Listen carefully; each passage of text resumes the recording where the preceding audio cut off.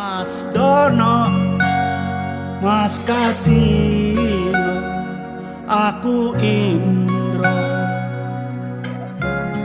dan aku rindu.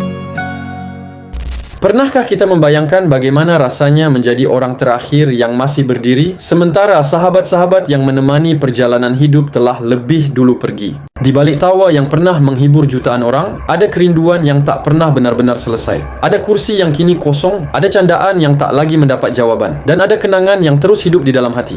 Melalui lagu Dan Aku Rindu, Indro tidak hanya bernyanyi. Ia sedang berbicara kepada dua sahabat terbaiknya, Dono dan Kasino. Sebuah surat rindu yang ditulis dengan nada, air mata, dan kenangan yang tak pernah pudar oleh waktu. Dalam setiap bait lagu itu tersimpan doa yang tulus. Indro mengungkapkan kerinduan mendalam kepada dua sahabat yang telah menemaninya melewati suka dan duka kehidupan. Mereka bukan sekadar rekan kerja, melainkan keluarga yang tumbuh bersama dalam mimpi, perjuangan, dan tawa. Ia mengenang masa-masa muda mereka. Saat hidup terasa sederhana, ketika kebersamaan adalah kebahagiaan yang paling berharga. Mereka tertawa bersama, bercanda tanpa beban, dan menciptakan kenangan yang kelak menjadi harta tak ternilai.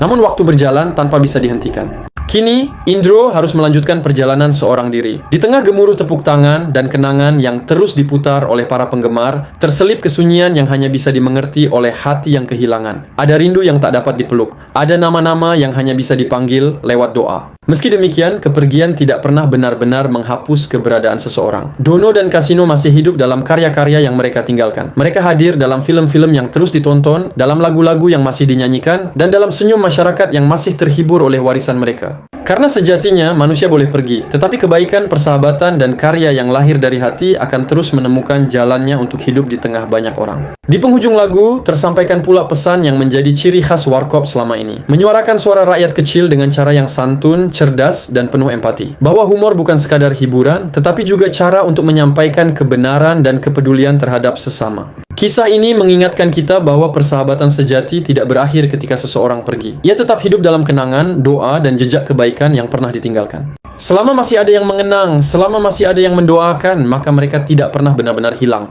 Maka selagi masih ada waktu, hargailah sahabat, keluarga, dan orang-orang yang kita cintai. Ucapkan terima kasih, luangkan waktu untuk bersama, dan ciptakan kenangan yang baik. Karena pada akhirnya, yang paling dikenang bukanlah seberapa lama kita hidup, melainkan seberapa dalam kita meninggalkan cinta, persahabatan, dan kebaikan di hati orang lain. Selalu rindu.